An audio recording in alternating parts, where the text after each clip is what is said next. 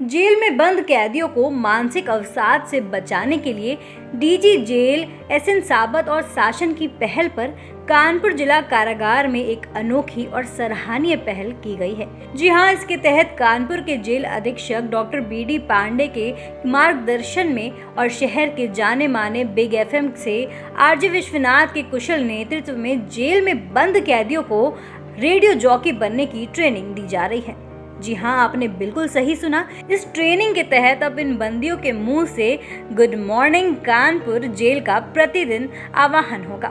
फिलहाल ये radio station wired होगा, जो कि केवल जेल की 4 दीवारों के भीतर ही सुनाई देगा। इन बंदियों को ट्रेनिंग दे रहे आरजे विश्वनाथ ने बताया कि इन्हें प्रशिक्षित करने के दौरान उन्होंने माइक पर कैसे बोलना है, कैसे फंक्शन को ऑपरेट करना है और कैसे प्रोग्राम की स्क्रिप्टिंग होगी वो लिखना है। ये सब सिखाने का एक अलग ही अनुभव रहा। अब कानपुर जिला कारागार में गुड मॉर्निंग कानपुर जेल का एक आह्वान मिलेगा। जी हाँ, अब इस वक्त सहारा समय की टीम कानपुर के जिला कारागार में यहाँ पर मौजूद है, जहाँ पर यहाँ के कैदियों को एक स्पेशल प्रशिक्षण दिया जा रहा है और उन्हें रेडियो जॉकी बनाने की तैयारी की जा रही है। इस पर पूरी बात करने के लिए क्या है ये पूरी प्रतिक्रिया और कैसे इन जो भी बंदी हैं इनको कैसे अवसाद से मुक्त करने के लिए कानपुर जिला जेल ने ये जो तरीका अपनाया है, क्या पूरा इसकी प्रक्रिया, इस पर बात करने के लिए जो जेल अधीक्षक हैं बीडी पांडे जी, उनसे बात करते हैं। सर, बहुत बहुत स्वागत है आपका सारा समय पर।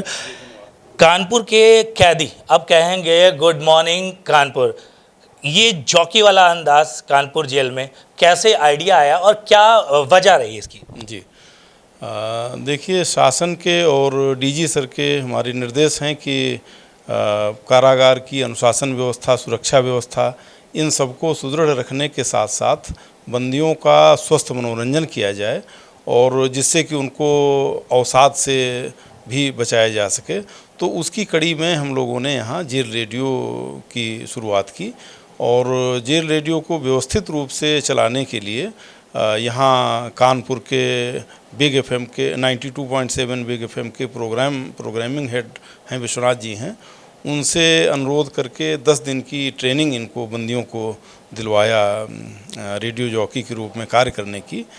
तो उन्होंने बाकायदा यहाँ आकर के और बंदियों का ऑडिशन लिया, ऑडिशन ले करके 10 बंदी सेलेक्ट किए, उनको प्रशिक्षण दिया और वो अच्छी तरह से अब कार्य कर रहे हैं। वो स्क्रिप्ट भी अपनी लिख रहे हैं और बंदियों को उनकी पसंद के गाने सुनाने का काम कल से विधिवत प्रारंभ कर दिया गया है। इस किस तरह के ये जो बंदी होंगे रेडियो जॉकी करते हुए, किस तरह के गाने इस पर प्रसारित होंगे और ये जो जेल की 4 दीवारियां हैं, क्या उनमें ही रहेगा ये प्रसारण या इसके बाहर भी जाने का प्रयास किया जाएगा? ये वायर्ड है, तार पर वायरिंग के जरिए जो जेल की 4 दीवारी है, बैरकें हैं, वहीं तक ये सीमित रहेगा। ये रेडियो फ्रिक्वेंसी पर न हो करके कारागार तक ही सीमित है। और गाने जो फिल्मी गाने हैं या ये जो रेडियो जॉकी के रूप में कार्य करने के लिए बंदी चयनित किए गए हैं, इनके द्वारा अपनी भी स्क्रिप्ट लिखी जाएगी। उनकी जो अपनी रचनात्मकता है उसको भी बाहर आने का अभिव्यक्त करने का अवसर उनको दिया जाएगा। और ये सारा कार्य कराने के लिए एक जेल अधिकारी को नामित किया गया है, उनकी देखरेख में और उनके सामने ही सब कुछ ये उनके द्वारा किया जाएगा, बंदियों द्वारा। लगभग अगर बात करी जाए तो ये सारी जो चीज़ें हैं वो कब से शुरू होने वाली हैं और कितने लोग अभी तक टोटल चयनित हो चुके हैं जो जल्द से जल्द इस तरह की जो एक्टिविटीज़ है उसमें शामिल होंगे? इसका शुभारंभ कल हो चुका है। डीजी सर हमारे कारागार का निरीक्षण करने के लिए आए हुए थे, तो उसी दौरान उनके द्वारा जेल रेडियो का शुभारंभ भी कर दिया गया है और ये कार्य कल से शुरू हो गया है। आखिरी सवाल, क्या इसके बदले इनको कोई एक वेतनमान भी दिया जाएगा अगर ये इस तरह की एक्टिविटीज़ करते हैं तो? सरकार द्वारा बंदियों को कार्य के बदले पारिश्रमिक दिया जाता है और अभी हाल ही में पारिश्रमिक की दरें बढ़ाई भी गई हैं। तो ये जो रेडियो जॉकी का कार्य है ये कुशल श्रम की श्रेणी में आएगा और इनको कुशल श्रमिक वाला पारिश्रमिक दिया जाएगा।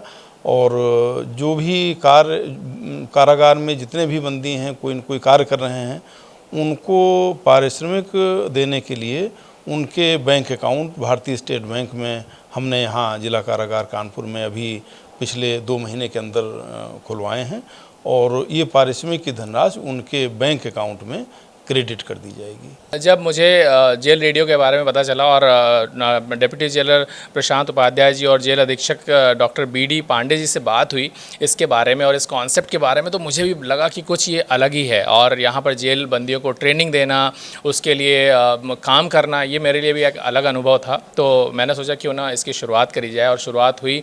हमारे साथ में जेल प्रशासन भी रहा, ये लोग साथ में रहे।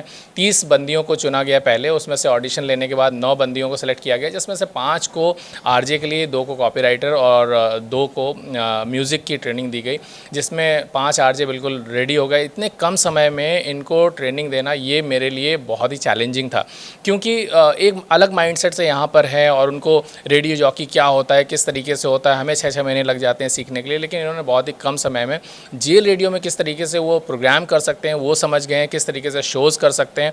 और सबसे बड़ी बात यहाँ पर एक जो रिस्ट्रिक्शंस हैं कि आप बाहर की दुनिया से कटे हुए हैं तो आप कंटेंट कहाँ से लाएंगे। कंटेंट बहुत इंपॉर्टेंस रखता है रेडियो के लिए। तो उसके लिए मैं थैंक यू बोलना चाहूँगा प्रशांत उपाध्याय जी का और डॉक्टर BD पांडे जी का, जिन्होंने कहा कि लाइब्रेरी से आप जाके एक्सेस कर सकते हैं, बुक्स ले सकते हैं, बुक्स पढ़िए, वहाँ से कंटेंट लीजिए और उसको अपने शब्दों में बोलिए। क्या बात है। और इसमें ह्यूमर के लिए एक कैरेक्टर यहाँ पे डेवलप किया गया है जिसका नाम है चिकना मुन्ना, जो कि कैरेक्टर है और वो हंसाएगा यहाँ पर। और इसके अलावा अखबार का एक्सेस भी इनको मिल जाएगा, जिस तरीके से वो अखबार से देख के कंटेंट निकाल सकते हैं।